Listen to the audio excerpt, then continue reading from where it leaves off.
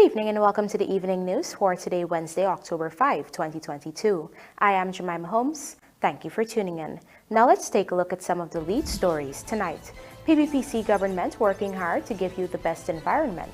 President Ali assures teachers. Government pursuing consensual pact with landowners in pathway of gas to shore project. 3,000 new registrants but only 18 objections recorded during claims and objections. Young mother of two brutally chopped by ex-boyfriend, and Guyana to get 3 new mammography machines for regional hospitals. Now for the news in detail. As Guyana joined countries around the globe in celebrating World Teachers' Day today, President Dr. Irfan Ali announced a number of initiatives upon which his government would embark to further guarantee better lives for teachers across the country. Acknowledging that he came from a family of teachers with both his parents being educators, the Guyanese head of state explained that he is familiar with the challenges these professionals face and is committed to working hard to improve the lives of teachers inside and outside of the classrooms. Here is our lead story tonight.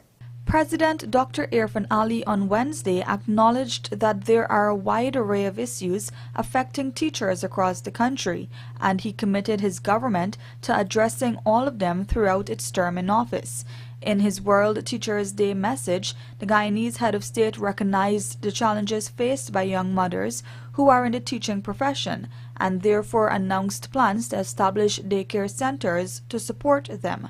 I know my own parents of waking up at 3 in the morning to prepare their own children for school and then prepare the notes of lesson.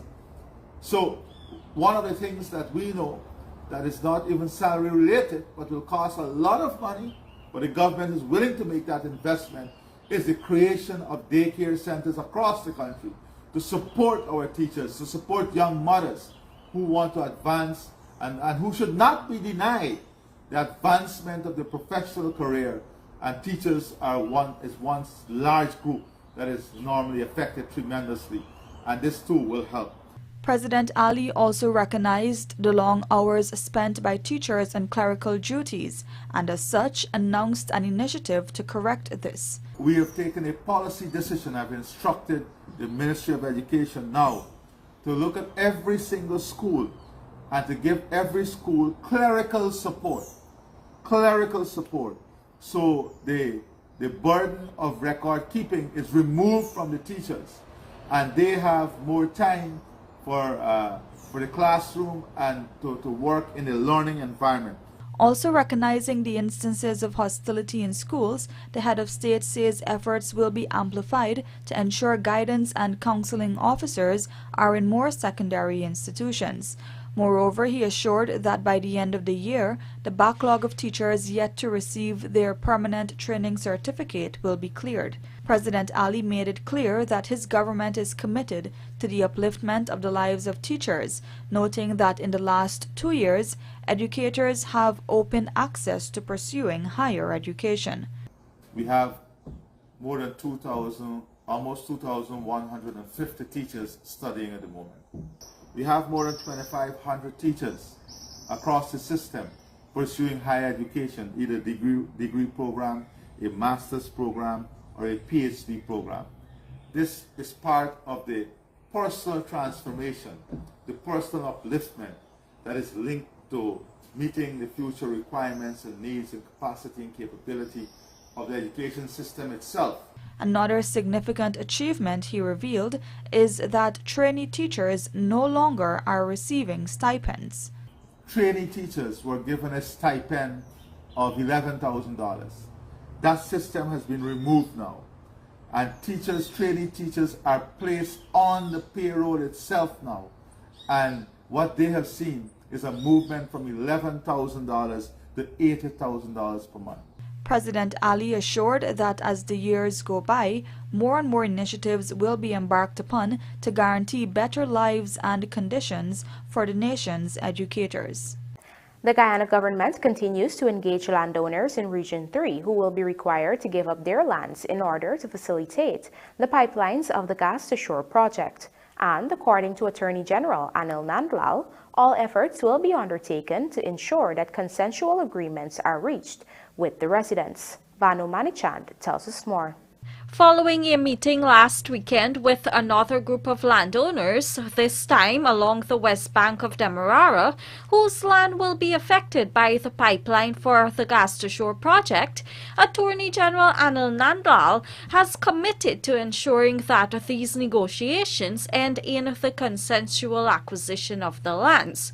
As a government, we pledge to ensure that we work with every single landowner to arrive at a consensual position, respecting their proprietary interest, respecting the value for their land, ensuring that they are adequately and properly compensated, and most importantly, ensure that we arrive at consensual positions, amicable resolutions, as we don't wish to exercise, or the state doesn't wish to exercise its powers under the doctrine of eminent domain and seize anybody's land using any form of force or appropriating mechanisms.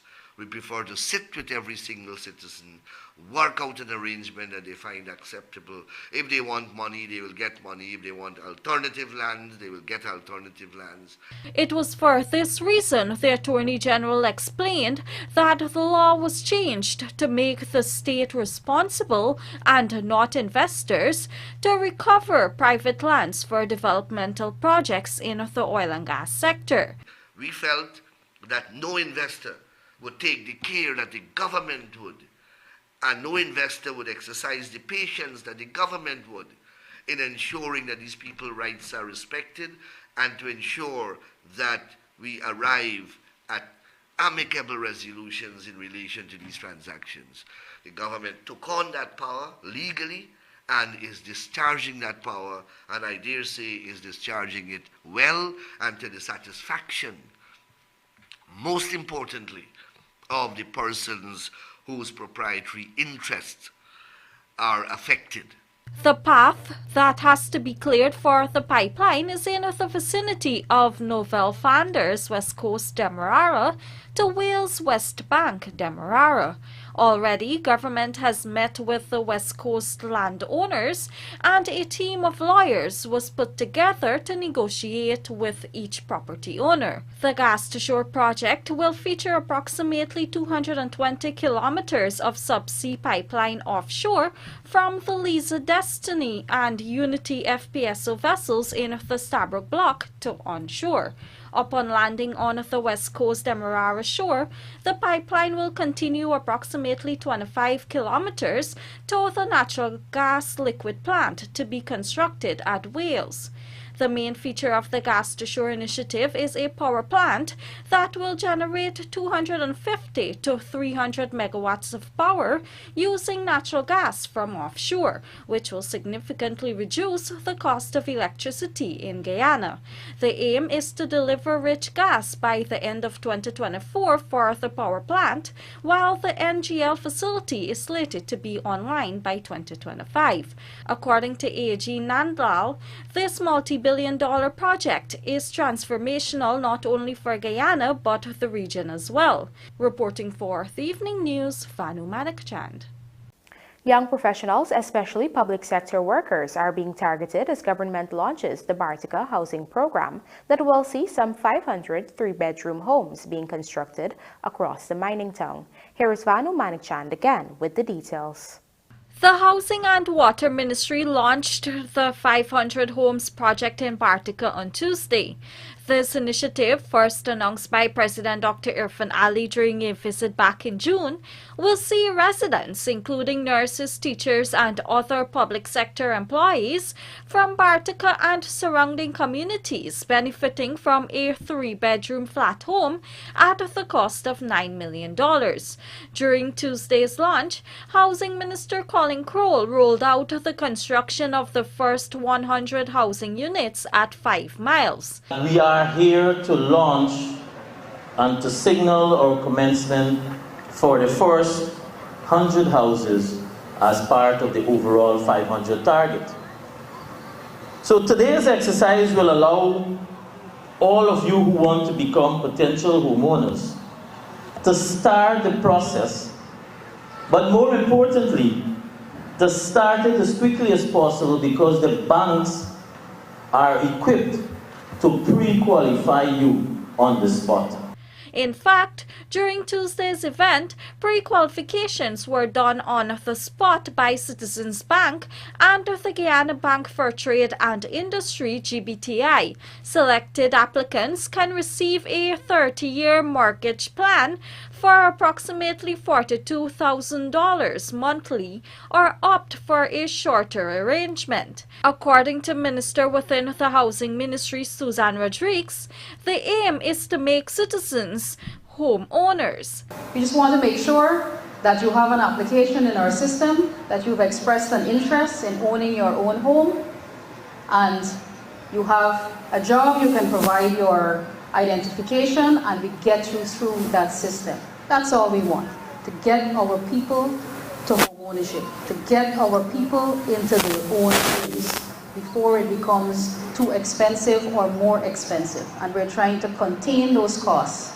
by designing programs like this that we can cater for all income brackets. In addition to the launch, partitions also got the opportunity to register for government's Home Construction Assistance Initiative, which will see them benefiting from steel and cement to construct their homes.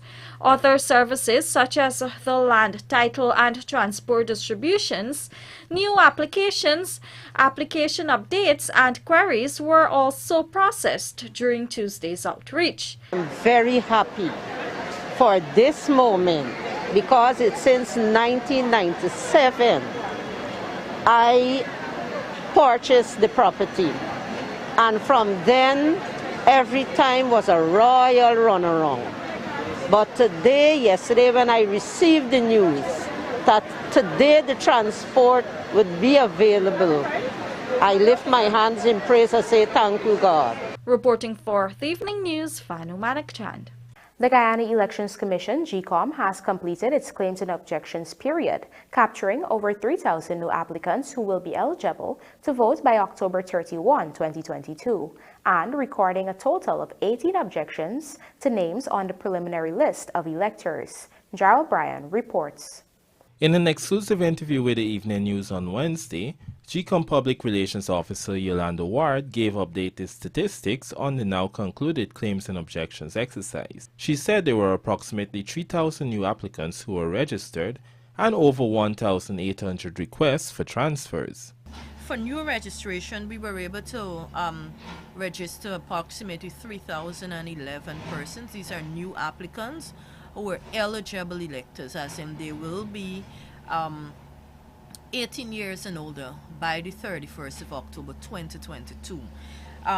We had 1,859 requests for transfers. These are persons who would have changed their address. They've moved from one location to the next. So we would have had 1,859 such applications. And objections, we would have had 18 objections.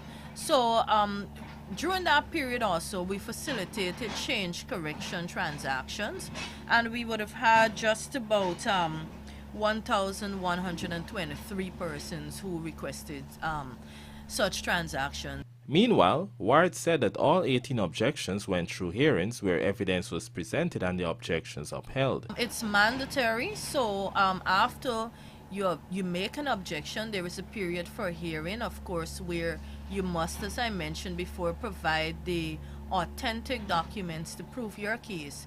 And based on that, the respective officers make a determination in terms of whether they're upheld or not.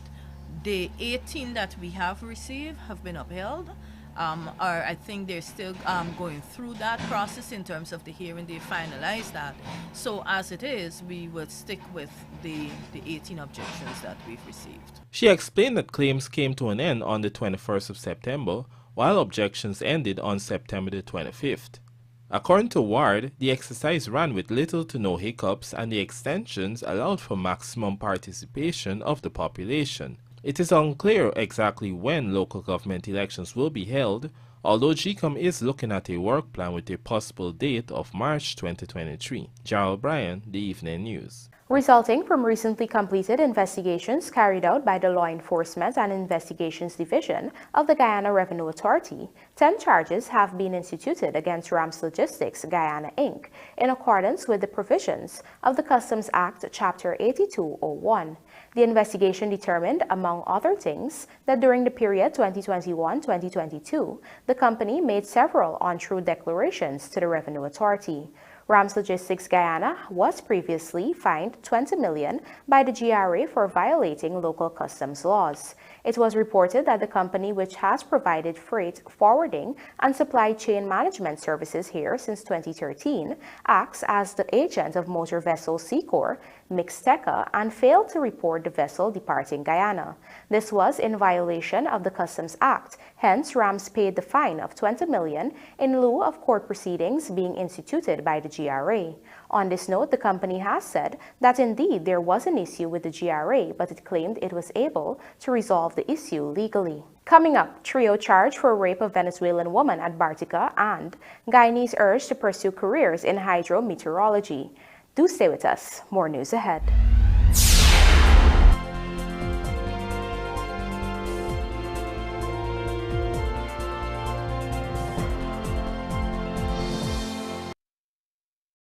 Cheryl, girl, you want me? Sorry, I'm interrupting y'all.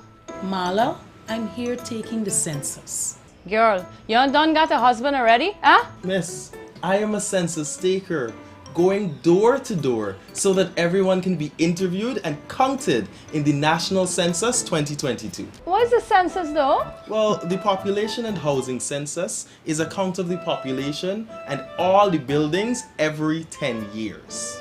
Getting counted transforms an entire nation. From Region 1 to Region 10. You know what? I believe our village needs a health center. I think it needs some roads too. You see the man boots out there, how it's full of mud, eh? That's why I'm asking Mrs. De Silva a few questions from our questionnaire. We record the answers and then the data is used to help shape the future of the country. Oh, so the two y'all not... Oh gosh. Try our virtual sports and win big with so much matches to choose from. Betting starts at $100. Play for your chance to win. Log on to www.superbet.gy or visit any one of our agents to place your bets. Terms and conditions apply. Have fun and play responsibly. Must be 18 and over to play. Looking to bring your dream home to reality? Or simply taking on a home improvement project? Then National Hardware Limited is where you should start. Let us put that touch to your home.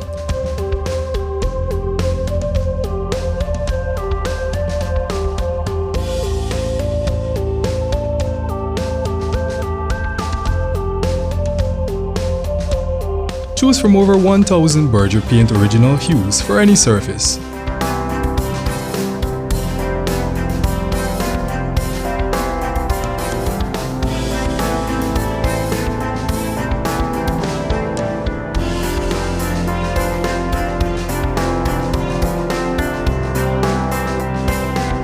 We are known for our trusted brands such as Westinghouse, Philips, Sadco, Rubbermaid, Pyrex, Gibson Home, and so much more. National Hardware Limited, your do-it-best store. Located in downtown Georgetown and industrial site Rhymeville. Contractors, let the quality of your road constructions speak for themselves by investing in a walk-behind vibratory roller from Sylvies. Apart from improving productivity, our roller provides better compaction for soil and asphalt. Designed with the ability to turn, this machine also offers great flexibility for precise work near walls and sidewalks. Order it now before it's gone at sylviesonline.com or at our 31 High in Hatfield Street store.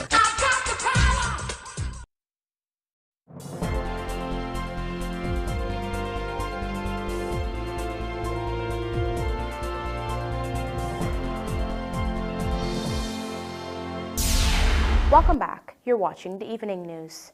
Ryan Hendro, a 24-year-old miner of Sheet Anchor, East Kanji, Berbice, Aubrey Garraway, a 22-year-old miner of 2nd Avenue, Bartica, and Kevin Pollard, called Chiney, a 29-year-old boat captain of Itabali Landing, were on Monday charged with the offense of rape committed on a 32-year-old female Venezuelan national. The men are accused of raping the woman on October 26 at 2nd Avenue, Bartica, Essequibo River. The three men, charged separately for the crime, appeared on Monday before Magistrate Crystal Lambert at the Bartica Magistrates Court, where the charge was read to them. They were not required to plead. Hendro and Pollard have each been placed on $300,000 bail, while Garraway has been remanded to prison. The matter has been adjourned to October 21, 2022. We now tell you that a young mother of two is now fearful for her life after her ex-boyfriend brutalized her to the point that she needed 28 stitches to her face. The woman has now moved to the courts to secure a restraining order against the man, whom she claims has been stalking her. Our Berbice correspondent Andrew Carmichael reports. 23-year-old Rosanna Rahaman, a vendor of the Cariveton Municipal Market, was slashed in the face with a knife on Sunday. The act was committed by her ex-boyfriend, whom she claimed stalked her. On Wednesday, the woman approached the number 51 Magistrates Court to get a restraining order forbidding the 31-year-old father of her two children from coming in contact with her. The court has also issued an arrest warrant for Matthew Ganga Prasad, whose address was given as Port Morant.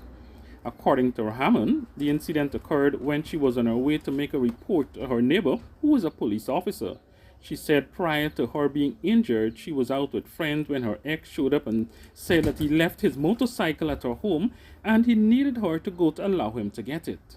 I didn't see the motorcycle. I get into an argument with him and I told him, said that your motorcycle is not here, like you're going away. That I don't want him at my house, I can't encourage him there. And because of that, he started to pull a knife on me and he started threatening me and tell me that how I have man and those things that accusing me. And I take out my phone to call the police. And when I take out the phone, he scrambled the phone around going. When I opened the door to go, because my next door neighbor is a police, when I opened the door and I was walking to go, he ran in back. My sister-in-law came down from upstairs, and she was standing right there when he ran in back inside and take a knife, push it in his two fingers, and he slashed me on my face and jump on my brother's bicycle and get away. According to the mother of two, they were together for 8 years but separated 2 years ago, and she has since moved on, but her ex refuses to let go. He's currently living with someone else, and it's been 2 years now he living with this person. But it's 2 months now I came out of complete relationship with him. Like, stop talking to him, stop getting him to reach me, stop coming at my home. Regional Commander Shiv Prasad Baka said the police are on the hunt for the suspect who remains in hiding. Rahaman says she is scared. The magistrate sent out an arrest warrant for him, and he said that I have to return the 7th of November, and when I do get him, they will keep him in remand until the date. What are you hoping for in this matter? I'm hoping to get justice and let him face his punishment. Why? Because if it couldn't be my face, it could be my neck, and it's my kid's going to be last, and I don't trust him to be out here. Because if you do be out here, you can come and kill me anytime. For the Evening News, Andrew Carmichael. The Guyana government is embarking on a $1.8 billion project to widen the road from Conversation Tree on the east coast of Demerara to Dennis Street, Georgetown, allowing for the flow of bustling traffic through the residential communities of Bel Air and Prashad Nagar. Led by Vice President Dr. Bara Jagdeo, a team of cabinet members recently met with the residents of those communities and addressed their concerns regarding the major infrastructural development. Here are the details. Guyanese company S. Jagmohan Construction and Trinidadian-owned Calco Guyana Limited were awarded the $1.8 billion contract to develop a 4-lane carriageway from Conversation Tree to Dennis Street running parallel to Sheriff Street. The project will also see the implementation of concrete revetments between the east coast of Demerara Highway and railway embankment and the concrete drains on both sides of the proposed roadway. It also includes the construction of 2 large concrete bridges. Public Works Minister Juan Edgil, during a recent community outreach on the project, explained that it will significantly help in reducing traffic congestion on Sheriff Street. Right now there is congestion that takes place at particular times, and we want to be able to provide alternative routes to people entering and leaving Georgetown. We did the Sheriff Mandela upgrade.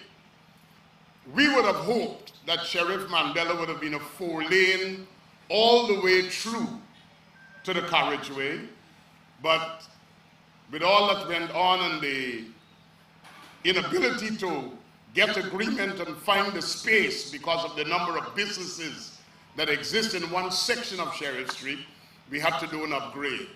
This, we are adding an additional improvement here, so this will provide 4 lanes in and out of the city.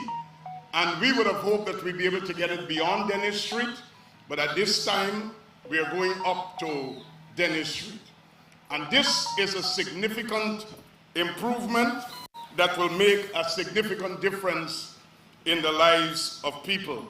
But resident and former Speaker of the National Assembly, Ralph Ramkaran, had some concerns about the initiative. A 4-lane highway bisecting that road will bring noise pollution, it will bring fumes pollution, it will bring minibus chaos, it will bring accidents, it will deprive a large number of people who work in these communities all along here and who walk to the compensation tree to get traffic to walk on the East Coast or to go to town, but mostly on the East Coast.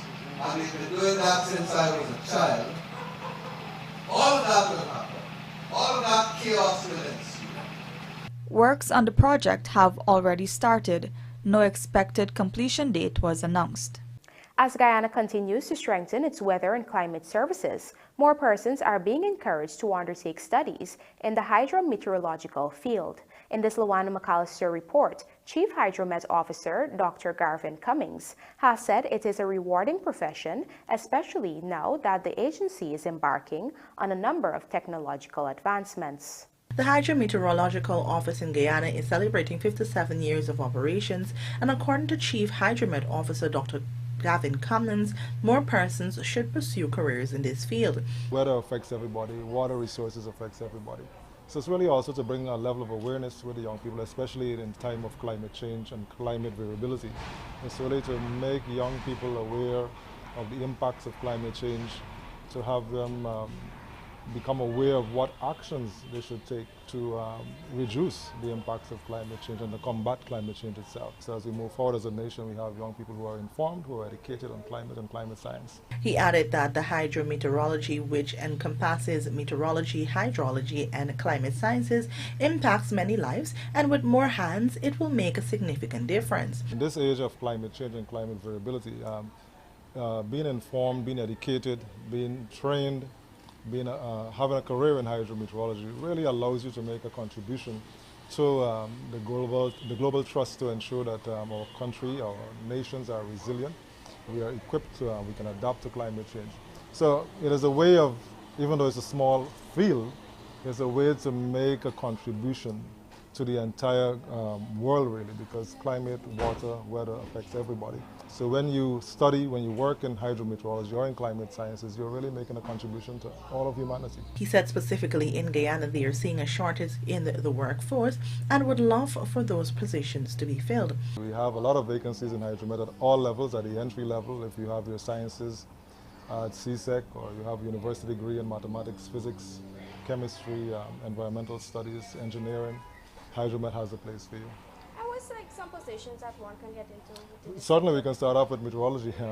Meteorology, I suppose, in the service is perhaps the most popular career choice, but we also have vacancies there for persons to forecast weather. They also have vacancies for climatologists, which is a more long-term forecasting to look at the climate science itself. There are also vacancies in hydrology, which is the water science, the water department. We have vacancies for hydrochemists, for meteorological observers, persons that step out and look and see what is happening in the environment and report on it. Additionally, he encouraged more women to join the male-dominated field. Hydrometeorology is everybody's science. It affects everybody. I think Hydromet is one of those unique departments or organizations where we have perhaps more females than men, actually. Or maybe it's just about 50-50. I think women are equally brilliant as men. And I believe that the hydrometeorology can sometimes sound complicated, but women are equally capable of working in this field, and we welcome them.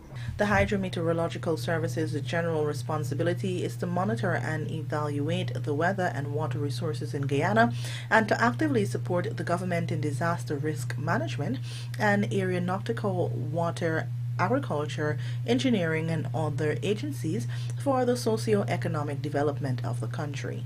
Lawanda McAllister for the Evening News. Guyana is expecting a donation of 3 new mammography machines, which it will position at the regional hospitals in order to improve access to persons interested in being screened for breast cancer. Find out more in this report. There is currently a mammography machine at the Georgetown Public Hospital Corporation, which citizens can use free of cost for screening for breast cancer. Health Minister Dr. Frank Anthony has revealed that the country will soon benefit from 3 more of these machines through an arrangement with the International Atomic Energy Agency. We are currently in discussions with the International Atomic Energy Agency. We have an MOU with them, and they have promised to donate to Guyana 3 mammograms. So we are currently in the process of looking at 3 of our regional hospitals, identifying the areas where we are going to be putting these mammograms. Works are also ongoing with Mount Sinai to reduce the current 6 weeks to 6 months long wait time for patients who did a biopsy to determine if they have signs of cancer. One of the methods that we are looking at is to add what is called telepathology. So we can prepare the slides here in Guyana. We'll be able to take a high-resolution image of the slide, and then the oncologists in some other part of the world would be able to read the slide, pretty much like how you read a CT scan, and then be able to give a diagnosis.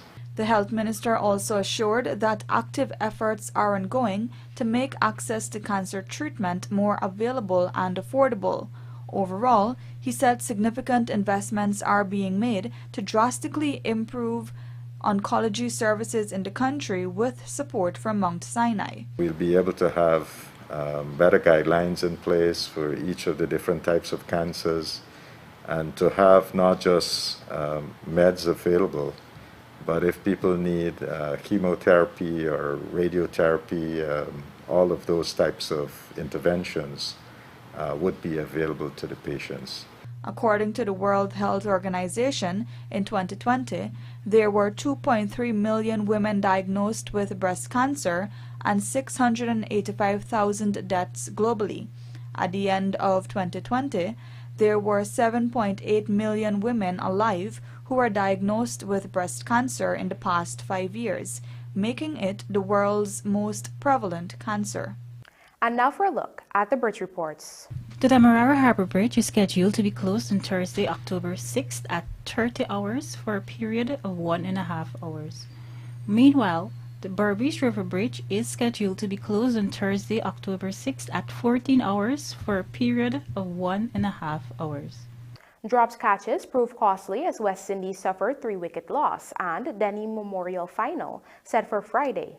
Details of these stories and more in the Sportcast, sponsored by MacCorp, coming up on the other side of the break.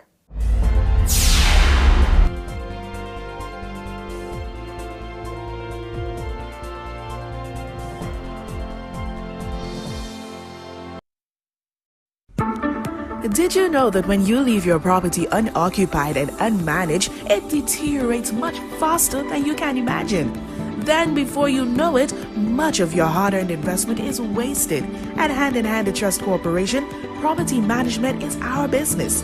Whether you travel for long periods, live overseas, or have several properties that require managing, let us at Hand in Hand Trust Corporation take care of this for you.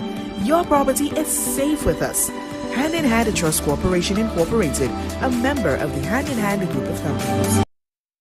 It's John Lewis Styles buy one get one at half price sale. Buy any t-shirt, top, polo shirt, dress, pantsuit, or skirt suit and get the second one at 50% off. Same goes for shoes, handbags, and lingerie at half price. Hurry, because John Lewis Styles half price sale ends soon. It's John Lewis Styles buy one get one at half price sale. Buy any t-shirt, top, polo shirt, dress, pantsuit, or skirt suit and get the second one at 50% off. Same goes for shoes, handbags, and lingerie at half price. Hurry, because John Lewis Styles half price sale ends soon. Wash bay operators, are you looking for that unique service to elevate your business? Well, come on down to your #1 industrial store, Sylvie's, and invest in an undercarriage pressure washer tool. That's right, impress your customers by now washing under their vehicles easy and efficiently with an undercarriage tool. We have in stock different types that offer a wider range of services and can increase your revenue without having to invest in expensive ramps. Your customers are going to leave satisfied. So what are you waiting for? If you can't make it to our 31 High and Hatfield Streets location, we can deliver in and around Georgetown. Give us a call on 227-6226 or WhatsApp us on 623-7755 or visit our website sylviesonline.com. Sylvie's Industrial Solution, proudly serving Guyana for over 4 decades. Cheryl, girl, you want me? Sorry, I'm interrupting y'all. Marla, I'm here taking the census. Girl, you done got a husband already, huh? Miss, I am a census taker, going door to door so that everyone can be interviewed and counted in the National Census 2022. What is the census though? Well, the Population and Housing Census is a count of the population and all the buildings every 10 years. Getting counted transforms an entire nation. From Region 1 to Region 10. You know what? I believe our village needs a health center. I think it needs some roads too. You see the man boots out there, how it's full of mud, eh? That's why I'm asking Mrs. Da Silva a few questions from our questionnaire. We record the answers and then the data is used to help shape the future of the country. Oh, so the two y'all not... Oh gosh. We call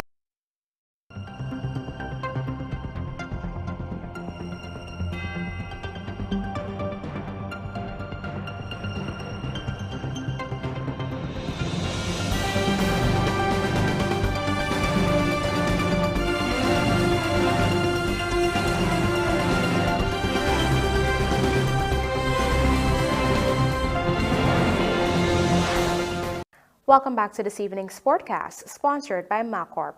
West Indies lost their opening T20 International against Australia in Queensland by 3 wickets with a ball to spare to go 0-1 down in the 2-match series. Here are the details. Chasing 146 for victory,